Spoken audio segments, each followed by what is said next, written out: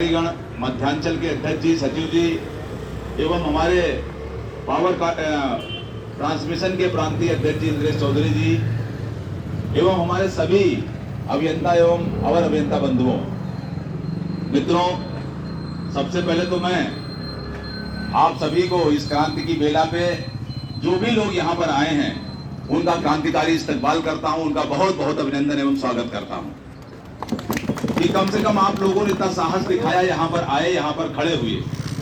और हमें उम्मीद है कि आगे अपना हमारा एक एक साथी कम से कम 10-10 लोगों को लेकर के आएगा और कोई वो बड़ी बात नहीं है। हमें लगता है कि एक मोमेंटम, अभी लोग उस माइंड सेट में नहीं जा पाए हैं, निश्चित तौर पर उसको लोगों को उसमें ले जाने की आवश्यकता है। ये आंदोलन कार्यक्रम क्यों चल रहा है और संयुक्त रूप से क्यों चल रहा है, इसके बारे में बहुत विस्तार से हमें बताने की जरूरत नहीं है, आप सभी को अच्छी तरीके से पता है। लेकिन एक दो चीज जो बेसिक चीजें हैं जिसपे हम लोग कभी संबोधन में चीजों को इधर उधर कर देते हैं, उसमें आप समझ लीजिए कि इस बार वाले आंदोलन में ये जो हमारा विरोध कार्यक्रम चल रहा है, इसमें मांग जैसी कोई बहुत बड़ी चीज नहीं है। हम किसी मांग के लिए नहीं लड़ रहे, किसी वेतनमान के लिए नहीं लड़ रहे, किसी टाइम स्केल के लिए नहीं लड़ रहे, किसी मतलब और चीजों के लिए नहीं लड़ रहे। अगर हमारी इस समय संघर्ष का कार्यक्रम चल रहा है तो मात्र इसलिए चल रहा है कि जो शीर्ष ऊर्जा प्रबंधन है, अपने बड़े बड़े घोटालों को छुपाने के लिए, अपने अरबों के घोटालों को छुपाने के लिए छोटे मोटी जो गलतियां नीचे के लोगों द्वारा हो रही हैं और वो भी व्यवस्था न होने के कारण, कार्य की दूषित स्थितियां होने के कारण हो रही हैं, उन पर भयाक्रांत करने वाली कार्रवाई करके जो पर्दा डालने की वो कोशिश कर रहे हैं, उसके विरोध में चल रही है, उसके खिलाफ चल रही है। शर्म करो, शर्म करो, शर्म करो, शर्म करो। हमारी कोई ऐसी बड़ी मांग नहीं है। आज स्थितियां क्या हैं, पिछले 2 साल में अगर उठा करके आप देखिए तो छोटी छोटी गलतियों पर, जहां पर लोग पहले ध्यान भी नहीं दिया करते थे, उन गलतियों को लेकर के उनको तिल का ताड़ बनाया जा रहा है। और धीरे धीरे करके जो ऊर्जा क्षेत्र के लोगों को विशेष तौर पर देखिए कि आम जनमानस में, प्रदेश की जनता में एक नैरेटिव सेट किया जा रहा है। और वो नैरेटिव क्या सेट किया जा रहा है? नैरेटिव ये सेट किया जा रहा है कि यहाँ के जूनियर इंजीनियर्स, यहाँ के इंजीनियर्स, ऑफिसर्स सब बड़े भ्रष्ट लोग हैं, बड़े कामचोर लोग हैं, ये काम न करने वाले लोग हैं और केवल दिन रात उपभोक्ता का उत्पीड़न करते हैं और इधर उधर की बात करते हैं। केवल ये नैरेटिव सेट किया जा रहा है। जबकि अभी कुछ माह पूर्व आप चले, कोरोना के समय में, मैं बार बार इस बात को याद दिलाना नहीं चाहता, लेकिन मैं इस गूंगे बहरे प्रबंधन को ध्यान दिलाना चाहता हूं कि कोरोना के समय में जब बड़े बड़े विभाग बंद हुए, चाहे शिक्षा विभाग हो, पीडब्ल्यूडी हो, इरिगेशन हो, बड़े बड़े विभाग जो ऊर्जा क्षेत्र से कई गुना बड़े हैं, कार्मिकों की संख्या, इंजीनियर्स की संख्या के दृष्टि से उनका बजट देखा जाए तो हमसे कई गुना अधिक है। अगर इन सारे दृष्टि से देखिए तो हमसे कई गुना बड़े हैं और वो सब लगभग ऑलमोस्ट वहां पर बंदी की स्थिति आ गई। हफ्ते में कोई आ रहा है, महीने में कोई आ रहा है, ये स्थिति आ गई।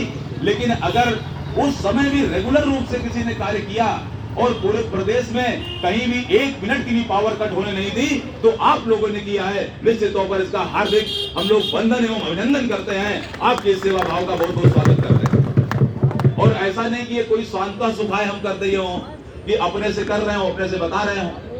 बाकायदा आंकड़े गवाह हैं कि कोरोना के समय में आप देखिए लगभग 500 लोग हमारे काम करते हुए दिवंगत हुए कोरोना से पीड़ित होकर के।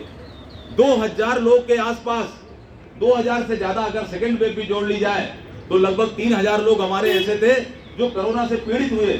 हम परियोजनाओं में आंकड़ा देख रहे थे कि एक समय में जब सेकेंड वेव चल रही थी तो अनपरा परियोजना में केवल एक एट द सेम टाइम 300 जो हमारे कार्मिक थे, जूनियर इंजीनियर्स और टेक्नीशियंस, 300 लोग इन्फेक्टेड हो गए थे कोरोना से। उनके परिवार को जोड़ लीजिएगा तो ये संख्या लगभग 1000 के ऊपर चली जाएगी। लेकिन 300 लोग, क्योंकि वहां पर कंट्रोल रूम में बाकायदा शिफ्ट चलती है और शिफ्ट में जिस समय लोग आपस में एक दूसरे से नहीं मिल सकते, लेकिन मशीनें चलनी है, मशीनों को का परिचालन करना है, ऑपरेशन चलना है, तो उस समय कंट्रोल रूम में 15-20 लोगों को तो रहना ही रहना। और उस दौरान रहते हुए लोगों ने कार्य किया और कार्य करने के बाद स्थिति ये आई कि एक बार तो हम लोग अपने एमडी साहब से, उस समय पांडियन साहब यहाँ पर थे, उनसे मिले और ये कहा कि आप प्राथमिकता के तौर पे वहां टीकाकरण कराएं, नहीं तो कहीं ऐसा ना हो कि पूरी की पूरी शिफ्ट हमें रोकनी पड़ जाए, सारे लोग कोरोना पॉजिटिव हो जाएं।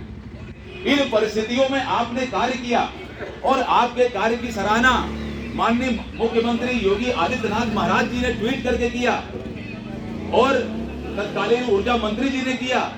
सारे लोगों ने ये बात कही और अखबारों के माध्यम से ये बात निकल कर सामने आई कि कोरोना के काल में अगर कहीं ऑक्सीजन की कमी से या रेमडेसिविर की कमी से मौत हुई हो तो वो जरूर हुई होगी, लेकिन कहीं 1 मिनट पावर कट के कारण वेंटिलेटर बंद हुआ हो ऐसा पूरे प्रदेश में और पूरे सूबे में नहीं हुआ है। निश्चित तौर पर इसके लिए आपको बधाई के पात्र है। ऐसे कर्मठ और ऐसे डेडिकेटेड लोगों को लगातार आप देखिए उनकी छवि खराब करने का कार्य किया जा रहा है। कुछ माह पहले यदि आप पीछे चलें तो बड़े पैमाने पर पूरे प्रदेश में कुछ दिन अगर किसी का जो नीचे संविदा के लोग हैं उनकी तनख्वाहें अगर डिस्पर्स नहीं हुई, 2-4 दिन लेट हुआ, तो करीब 30-35 एक्सियंस को दिया गया, सेंसर एंट्री दी गई, उनकी एक शायद वार्षिक वेतन वृद्धि भी रोकी गई थी। उसके बाद अभी ये दिवाली के आसपास का मामला था, अभी होली के आसपास हम लोग देख रहे थे कि एक दिन एकाएक खबर निकल गई कि अरे साहब 59 जूनियर इंजीनियर को बर्खास्त कर दिया गया। अब हम लोग परेशान कि भाई 59 इंजीनियर्स कहां से बर्खास्त कर दिए गए, और जब उसको अंदर पढ़े तो मालूम चला कि वो लोग यहाँ पर है ही नहीं है। ज्यादातर लोग विभाग छोड़कर चले गए और कुछ लोग तो दुनिया छोड़ करके चले गए, उनको भी चेयरमैन साहब बर्खास्त कर दे रहे हैं। शर्म करो, शर्म करो। उसमें से ऐसे हैं जो विभाग में एज ए जूनियर इंजीनियर आए और जूनियर इंजीनियर आने के बाद वो इसी विभाग में सहायक अभियंता पद पे चयनित हो गए और एनओसी लेके त्याग पत्र दे करके वो सहायक अभियंता की नौकरी ज्वाइन कर ली है और आज की डेट में एक्सीजन है, उनको भी बर्खास्त कर दिया। शर्म करो, शर्म करो। मतलब क्या जल्दबाजी है और कितनी क्या मैसेजिंग देने की बात है। और मित्रों, ये ऐसा नहीं कि कोई जल्दबाजी या नादानी में ये चीज किया जा रहा है, केवल ये सनसनीखेज बनाए जाने के लिए एक ये मैसेज क्रिएट किया जा रहा है कि ये पूरे भ्रष्ट लोग हैं और इन भ्रष्ट लोगों के खिलाफ अगर कोई एक व्यक्ति लड़ रहा है तो वो ईमानदारी से लड़ रहा है, उसके लिए उसके खिलाफ लोग लड़ते हैं। अरे हमने कहा महोदय, ईमानदारी की तो हमसे लोग दाद दें, हम लोगों से दाद दें, और हम लोग यानी ऊर्जा क्षेत्र के लोग, ऊर्जा क्षेत्र के सेवा संगठन, इन लोगों ने कभी भी बेईमान या भ्रष्ट लोगों का संरक्षण नहीं किया है। इस बात को पूरी ताकत और ईमानदारी के साथ हम लोग कहते हैं। और प्रभात सिंह जी कह रहे थे, कई जगह हम लोगों ने इस बात को कहा कि जब ये बात बार बार आई तो हम इसको ओपन फोरम से कहते हैं कि प्रबंधन वो सूची मुहैया कराए जिसमें जूनियर इंजीनियर संगठन या अभियंता संघ गया हो और किसी भ्रष्ट के खिलाफ उसको उसके प्रति लीनियंट व्यू करने या उसको कार्रवाई से बचाने की कोई अनुशंसा की हो, ये बताए, उसकी सूची जारी करे। लेकिन ऐसा उनके पास नहीं है। केवल और केवल एक बात, केवल भ्रष्टाचार का एक तगमा देना और उसके खिलाफ कार्रवाई कराना, केवल ये एक उन्होंने मुहिम छेड़ रखी है। अभी आप देखिएगा, अभी बता रहे हैं कि अभी जब ये स्थितियां बनी हुई थी इसी मार्च माह में कि 4-5 तारीख को हम लोग को सूचना मिलती है कि लगभग 70 लोगों की स्थिति ये है कि आज नहीं कल और 10 तारीख से पहले उनको निपटाना है। उसके बाद सूचना मिली कि लगभग 1800 लोगों को शो काज नोटिस दी जानी है। अरे आप शो काज नोटिस क्यों दे रहे हैं? क्योंकि 24 घंटे देर हो गया, उनको एफआईआर करने में 24 घंटे से ज्यादा देरी हो गई। और एफआईआर की स्थिति क्या है? विद्युत थानों पे हमारी कई बार एमडी पावर कारपोरेशन से बात हुई, जो इस समय एडीजी साहब थे, उनसे उनको बैठा करके वार्ता की गई और उसमें बताया गया कि जो विद्युत के थाने, उनकी कार्यप्रणाली क्या है कि 5 बजे के बाद विद्युत थाने खुले रहते हैं कि नहीं खुले रहते हैं? थाना बंद हो जाता है। छुट्टी के दिन खुला रहता है कि नहीं खुला रहता है? बंद रहता है। अगर 2 दिन छुट्टी पड़ जाए तो खुलता है कि नहीं खुलता है? बंद रहता है। तो क्या 2 दिन छुट्टी में 24 घंटा नहीं बीतता है? बीतता है। मतलब इन लोगों को केवल और केवल कार्मिकों को बदनाम करना और अपने जो अरबों के भ्रष्टाचार,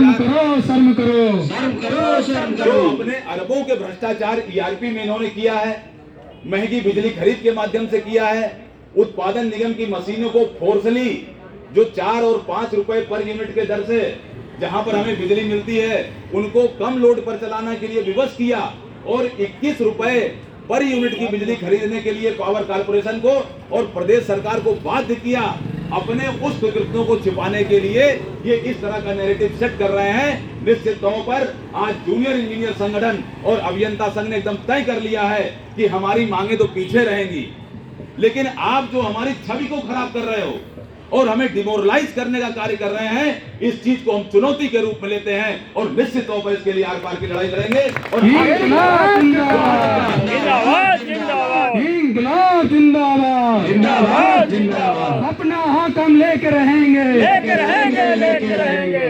बार बार ये बात आती है कि भाई इनको हटाने के लिए कोई हटाने के लिए हम काम नहीं कर रहे।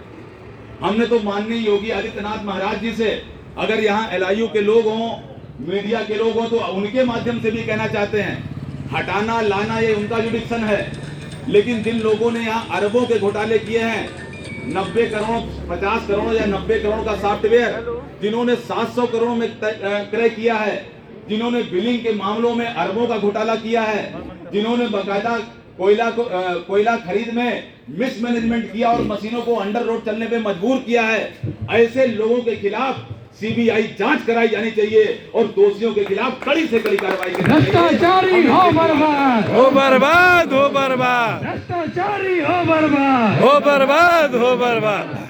और एक नया तरीका का सब होगा, अपने को बड़ा पाक साफ बताना और सारे लोगों को चोर बताना। अरे भाई, आप कौन सी बात कर रहे हैं? कौन सा संसाधन आपने लोगों को दे रखा है?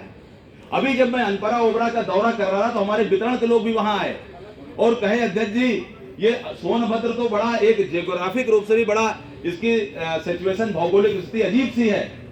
यहाँ पर जो शक्ति नगर है और शक्ति नगर से सोनभद्र का जो मुख्यालय है राबर्ट्सगंज, उसकी दूरी कितनी होगी? कोई अनुमान आपको, जो लोग जानते हो वहां रहे होंगे वही जानते हैं, 120 किलोमीटर है। यानी अगर एक FIR दर्ज करने एक व्यक्ति को आना है, अगर वो 4 बजे 5 बजे चोरी पकड़ ले तो अगले दिन सुबह चले तो दोपहर बाद शाम को वहां पहुंचेगा FIR दर्ज कराने। और कहीं छुट्टी पड़ गई या थानेदार जी की तबीयत खराब हो गई, उनको कोई और बात हो गई, तो 24 घंटा कहां से रह जाएगा? हम लोगों ने इनको सुझाव दिया, अपने जो हमारी वार्ता हुई उसमें सुझाव दिया कि महोदय, आज की डेट में तो आपको एक बड़ा शौक भी है और अच्छी बात भी है कि आप ऑनलाइन कार्य कर रहे हैं। सारे निर्देश आप व्हाट्सएप पे प्रसारित करते हैं, सारे निर्देश आप ऑनलाइन पोर्टल पे देते हैं और ये उम्मीद करते हैं कि अगले कुछ घंटों के अंदर और कई में तो कुछ मिनटों के अंदर हमें फीडबैक आ जाना चाहिए। तो चलिए, घंटों और मिनटों की बात हम नहीं कर रहे, लेकिन जो FIR के मामले हैं इनको ऑनलाइन आप दर्ज कराइए। हमारा आदमी जाएगा, हमारा इंजीनियर है, सहायक अभियंता है, जूनियर इंजीनियर है, अगर मौके पे कहीं विद्युत चोरी को पकड़ा तो जो भी फॉर्मेट है भरा और जो भी एप्लीकेशन है उसको फॉर्मेट को फिल किया और व्हाट्सएप कर दिया, FIR दर्ज हो जानी चाहिए। तो DG साहब भी खड़े हो गए और हमारे MD साहब भी कह रहे, भाई ये ऑनलाइन काम तो नहीं हो सकता है। अरे हमने कहा ऑनलाइन काम हो नहीं सकता, रोज थाना खुल नहीं सकता, तो क्या 24 घंटे में ये चार्जशीट देने के लिए केवल यहाँ के लोग हैं? ये जाति हम स्वीकार शर्म करो शर्म करो शर्म करो शर्म करो शर्म करो शर्म करो शर्म करो शर्म करो। और कार्य के लिए व्यवस्था आप क्या दे रहे हैं? जो आप कह देंगे वही आपके लिए OM हो जाएगा, वही सप्लाई कंडक्ट रूल हो जाएगा, वही सप्लाई कोड हो जाएगा और वही कंडक्ट रूल हो जाएगा। मतलब गजब की स्थिति है कि जो बोल दिए वही एक तरह से नियम हो गया। अभी बड़ी संख्या में हमारे बीच में लोग जूनियर इंजीनियर पद पे प्रोन्नत हुए TG2 से, और TG2 से जब जूनियर इंजीनियर पद पे प्रोन्नत हुए तो हम लोग जब अभी कई जगह गए तो मालूम चला उनकी स्थिति ये हो गई कि उनका डिस्काम ही बदल दिया गया। आप लोग को पता है कि नहीं पता? सबको पता होगा, ज्यादातर लोगों का डिस्काम बदल दिया गया, 100% बदला है। और बदलने के साथ एक काम और कर दिया गया, एक उसमें और सेफ गार्ड रखा गया कि जिस डिस्काम में वो कार्यरत है वहां तो नहीं रखे जाएंगे, वहां से परिवर्तित किया जाएगा। और साथ में ये सावधानी बरती गई कि कहीं उस जगह न चले जाएं जहां इनका होम डिस्ट्रिक्ट है, इसलिए वहां उस डिस्काम में भी नहीं रखा जाएगा, किसी तीसरे डिस्काम में जाकर उनकी तैनाती की गई। शर्म करो शर्म करो। ये तृतीय श्रेणी के लोग हैं जिनके अपने रहने की व्यवस्था, खाने की व्यवस्था, उसके बाद जाकर के काम करने की व्यवस्था करनी पड़ती है। ऐसे लोगों के का आप डिस्काम बदल करके क्या दिखाना चाह रहे हैं? अब उन लोगों की स्थिति ये है, कई बार हम लोग से मिले तो कहे, महोदय हमें तो समझ में नहीं आ रहा है कि अपने प्रमोशन की हम खुशी मनाएं कि मातम मनाएं, ये हमें समझ में नहीं आ रहा। हमने कहा अब ये स्थिति ऐसी है कि जब लोग इतने संवेदनहीन हो जाते हैं, जैसा कि अभी हमारे चेयरमैन साहब एक दो परियोजनाओं का दौरा किए और दौरा करने के बाद उन्होंने देख लिया कि यहाँ पर कुछ गाड़ियां हैं जो बड़े साहब लोग डिवीजन की गाड़ियां हैं जिसपे बड़े साहब लोग आते जाते हैं। अरे इतना आतंक हो गया कि उन गाड़ियों को गिनवा लिया उन्होंने, वो कहा कि बहुत ज्यादा गाड़ियां हैं, ये कम की जानी चाहिए। अरे क्या मतलब है भाई, गाड़ियों को डिवीजन का काम करने के लिए बाकायदा यूपीएससीबी का नियम है और उन नियमों के अंतर्गत एक डिवीजन में एक गाड़ी प्रोवाइड की गई और उसमें ऐसा नहीं कि परियोजना पे कोई सैर सपाटा करने चला जा रहा है। अरे छोटी दूर का प्रेमाइसेस है, उसी में लोगों को रहना है, अगल बगल प्लांट है, वहां पे जाना है और कार्य करना है। अब स्थिति ये हो गई कि लोग कहते हैं कि अपनी गाड़ी चलना बंद कर दी। जब दूसरे प्लांट पे दौरा किए तो लोगों ने तय किया कि अरे भाई सारी गाड़ियां लेके न जाओ, मालूम चला जीएम भी पूलिंग करके जा रहे हैं, दो दो जीएम एक एक गाड़ी में जा रहे हैं और फिर भी चेयरमैन साहब देख लिए गाड़ियां ज्यादा हैं और अगली वीसी की है तो कहे नहीं इसको हटाओ, एसी एंड एवं हम गाड़ी देंगे, नीचे नहीं देंगे। अरे ये क्या तुगलकशाही और क्या ये पागलपन है, कौन सा ये पागलपन है कि केवल 1 करोड़ रुपए से कम का खर्च आता है पांचों परियोजनाओं में।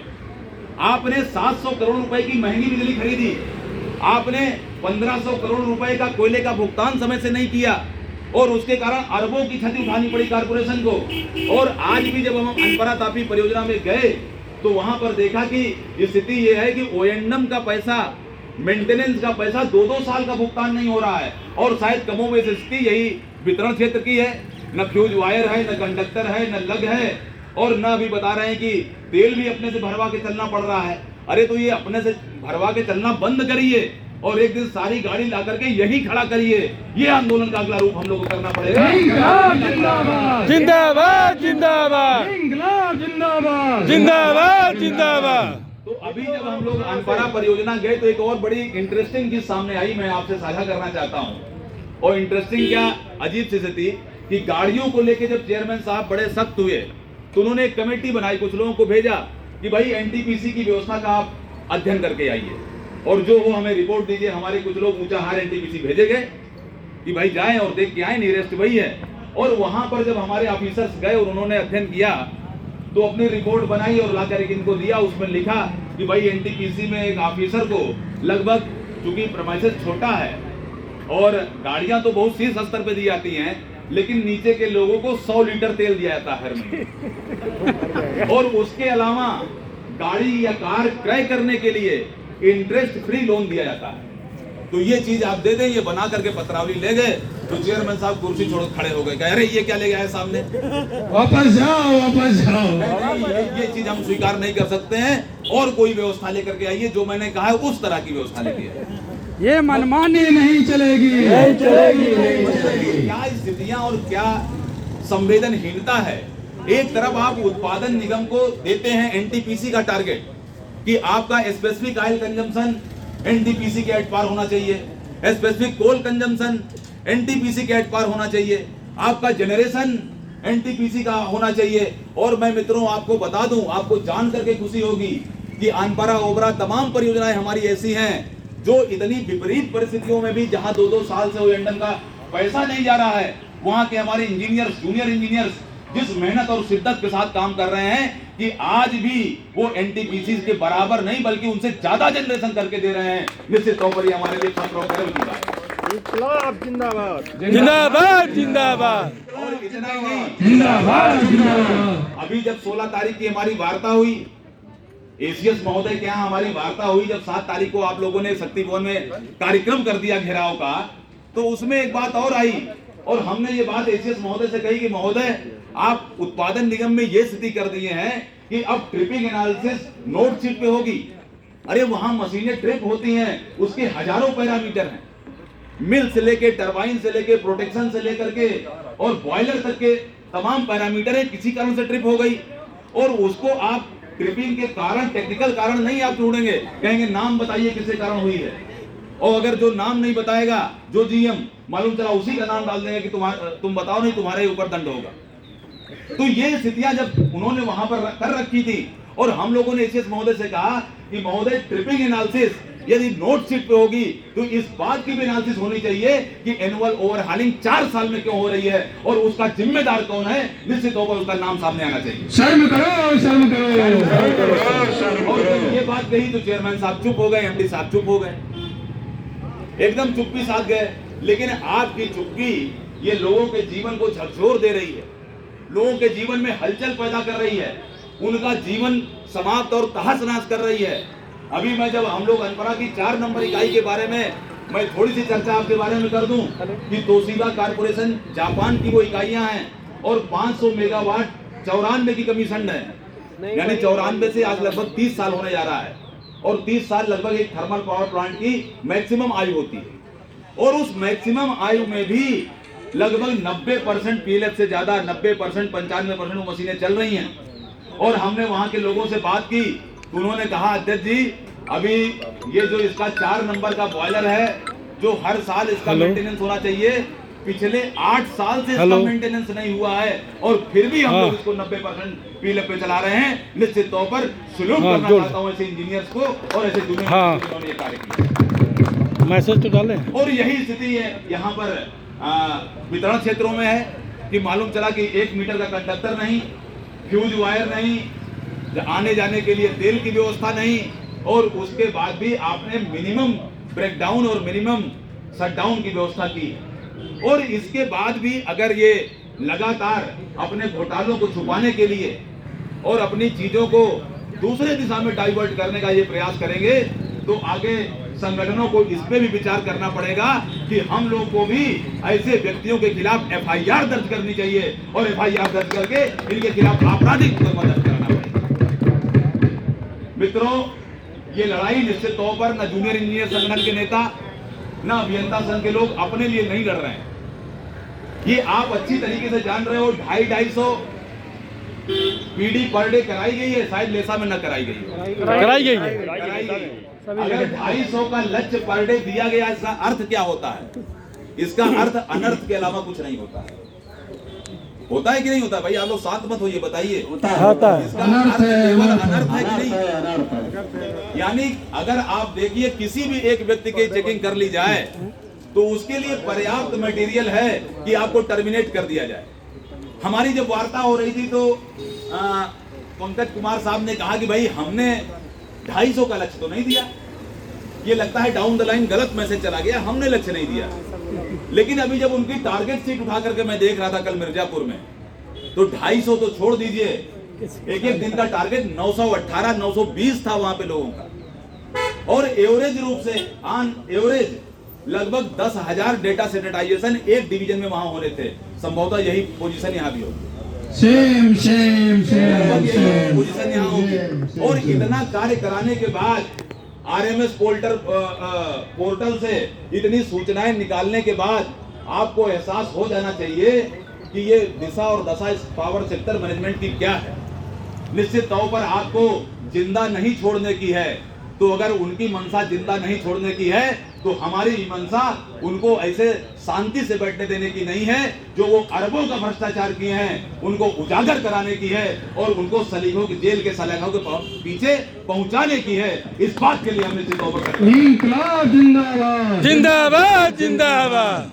हम किसी मांग और समस्या के लिए नहीं लड़ रहे, लेकिन अगर हमारी अस्मिता पे हमको बदनाम करने के लिए और डिमोरलाइज करने का यदि कोई कार्य करेगा तो उसको मुंहतोड़ जवाब दिया जाएगा, उसमें कहीं कोताही की बात नहीं है। तो मेरे मित्रों, मेरा केवल इतना कहना है कि जो आंदोलन कार्यक्रम संगठन ने और दोनों संगठनों ने घोषित किया है, इसको बहुत गंभीरता से लीजिएगा। और मैं जूनियर इंजीनियर संगठन और अभियंता संघ दोनों से कहना चाहता हूं कि अब परसेंट में कितने परसेंट एप्लीकेशन आई, ये दोनों के पदाधिकारी बताना बंद करें।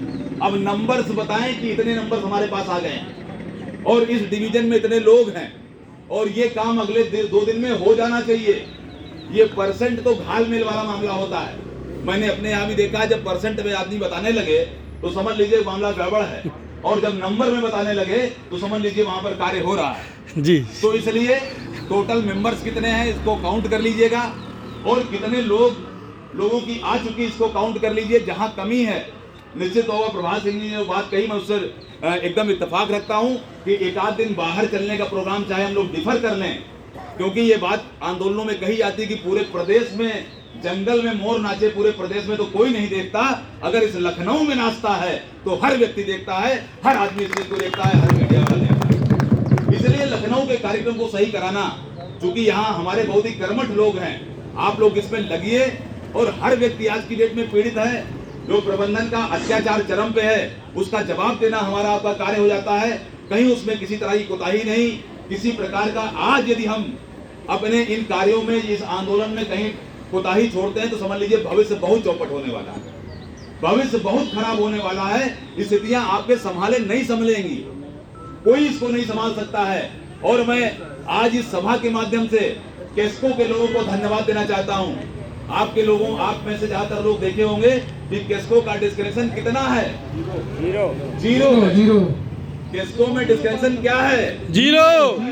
तो मैं यहाँ के लोगों से पूछ रहा हूँ कि क्या आपके यहाँ डिस्क्रिप्शन जीरो हो सकता है? हो सकता है। हो सकता है। तेजी से बोलिए, हो सकता है कि नहीं हो सकता? हो सकता है। हो सकता है। जीरो हो सकता है। हो सकता है। हो सकता है। हो सकता है। हाथ उठा के बोलिए, करेंगे इसको, करेंगे। करेंगे। डिस्क्रिप्शन जीरो अगले समय में करेंगे। करेंगे। करेंगे। हाथ नहीं उठ रहा, इसका मतलब आप लोग नहीं कर पाएंगे। करेंगे। तो यदि आप इसको करेंगे और अन्याय के खिलाफ लड़ेंगे तो ये लड़ाई जरूर जीतेंगे।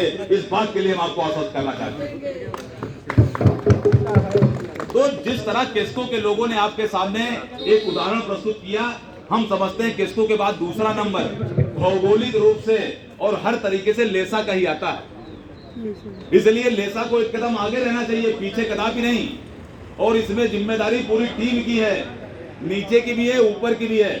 आज की डेट में कोई भाग नहीं सकता, ये कहे नहीं साहब वो तो बड़े वो वाले लोग कर दिए, इधर वाले लोग कहीं इधर वाले कर दिए। ऐसा कुछ नहीं है, सब लोग आप लोग साथ हो और ये इंश्योर करो कि आगे समय में चीजें जीरो हो और यहाँ संख्या 100% हो। इस चीज का प्रण आपको लेना है। मैं आपको केवल इतना आश्वस्त करना चाहता हूँ कि इस लड़ाई को, सत्य की लड़ाई को यदि आप ईमानदारी से लड़ते हैं, सत्य की लड़ाई को यदि आप ईमानदारी से लड़ते हैं, तो कितना भी बड़ा दुराचारी व्यक्ति क्यों ना हो, उसके पांव उखड़ जाते हैं, वो ज्यादा दिन टिकते नहीं, ज्यादा दिन टिकते नहीं है, चाहे परिस्थितियां कितनी भी खराब क्यों ना हो। केवल 2 उदाहरण देते हुए मैं अपनी बात समाप्त करूंगा। अभी वर्तमान हालात में 2 जगह 2 स्थितियां हैं, 2-3 जगह ऐसा है कि लोग संघर्ष कर रहे हैं। नंबर 1, आपने देखा होगा कि अभी केंद्र सरकार ने एक आदेश किया कि सारी यूनियन टेरिटोरीज को निजी क्षेत्र में उनकी वितरण व्यवस्था दे दी जाएगी, और उसके बाद सारे जगह दे दी गई। लेकिन 2 जगह पांडिचेरी और चंडीगढ़ में संघर्ष हुआ, और चंडीगढ़ वो जगह है जहां पर केवल बहुत ही चंद लोग हैं, करीब 500 एम्प्लॉय वहां पर हैं। लेसा में कितने होंगे? 500 से ज्यादा है, कम है? बहुत ज्यादा। 500 से ज्यादा है। तो वहां पर लगभग 500 लोग केवल हैं, और 500 के आसपास ही संख्या है। और वहां पर जो लाइन लॉस है वो सिंगल डिजिट में है। वहां का वितरण क्षेत्र सरकार को 200 करोड़ रुपए का प्रॉफिट पर ईयर देता है, और उसके बाद भी सरकार ने तय कर लिया कि नहीं, इसको वितरण क्षेत्र में देना है। और वहां के इंजीनियर्स, जूनियर इंजीनियर्स, एम्प्लॉइज ने तय कर लिया कि इस अन्याय के खिलाफ हमें लड़ना है और संघर्ष करना है। पिछले 2 साल से वो लोग मित्रों लगातार जाबाजी के साथ लड़ रहे हैं। पेपर पे हस्तांतरण हो पाया है, लेकिन मौके पे अभी तक किसी की हैसियत नहीं हुई है कि उसको टेक ओवर कर ले। इंकलाब जिंदाबाद। जिंदाबाद। जिंदाबाद। इंकलाब जिंदाबाद। जिंदाबाद। जिंदाबाद। अब भी जिसका खून निकाला, खून नहीं वो पानी आए। अब भी जिसका खून निकाला, खून नहीं वो पानी आए। और इसी तरह दूसरा उदाहरण मैं जम्मू एंड कश्मीर का देना चाहता हूं, जहां तो शासन संगीनों के साये में चलता है, वहां साधारण परिस्थिति तो है नहीं। वहां संगीनों के साये में शासन चलता है, और उसके बाद भी यदि बिजली कर्मियों के हक और हुकूक को मारने की कोशिश की गई, उनको कुचलने की कोशिश की गई, तो लोगों ने वहां संघर्ष किया और हड़ताल कर दी। संघर्ष केवल नहीं, हड़ताल कर दी बकायदा। और हड़ताल करने के बाद परिणाम क्या हुआ ये आप सब लोग जानते हैं। आज सरकार को उनसे बात करनी पड़ी और उनके इश्यूज को एड्रेस करना पड़ा। ये ताकत सत्य के संघर्ष में।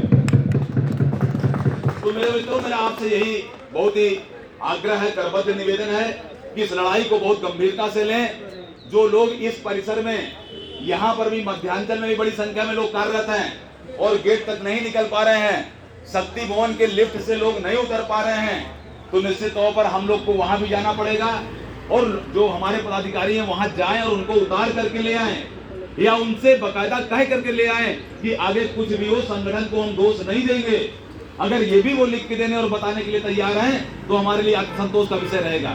लेकिन हमारी व्यवस्था होनी चाहिए, हमारा प्रयास होना चाहिए कि वो यहाँ पर आए और इस आंदोलन में और इस लड़ाई में, इस धर्म युद्ध में शरीक हो। इंकलाब जिंदाबाद। जिंदाबाद जिंदाबाद। मित्रों, मैं अंत में चंद लाइनों के साथ जो राहत इंदौरी जी की हैं, बड़ी फेमस लाइनें हैं और वर्तमान प्रबंधन पर एकदम फिट बैठती, उसी के साथ मैं अपनी बात समाप्त करूंगा। क्योंकि वर्तमान का जो प्रबंधन है वो अपनी हर बात को जो जैसा चाहे वैसा करना चाहता। तो उन्होंने चंद लाइनें कही हैं कि जहां से गुजरो धुआं बिछा दो, जहां से गुजरो धुआं बिछा दो और जहां भी पहुंचो धमाल कर दो। जहां से गुजरो धुआं बिछा दो और जहां भी पहुंचो धमाल कर दो। और तुम्हें सियासत ने हक दिया है कि हरी जमीनों को लाल कर दो। इंकलाब जिंदाबाद। जिंदाबाद जिंदाबाद। सियासत ने हक दिया है कि हरी जमीनों को लाल कर दो। अपील तुम, दलील तुम ही गवाह, वकील तुम, जिसे भी चाहो हराम कह दो और जिसे भी चाहो हलाल कह दो। इंकलाब जिंदाबाद। जिंदाबाद। वर्तमान में कोई कंडक्ट रूल नहीं, कोई आईपीसी और भारतीय संविधान की स्थिति नहीं।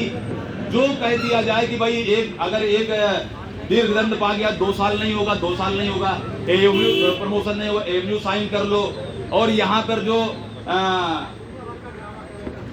अनुशासनिक कार्रवाई की पावर एमडीज को डेलीगेट कर देना, सबकी पावर छीन लेना, सेंट्रलाइज कर देना।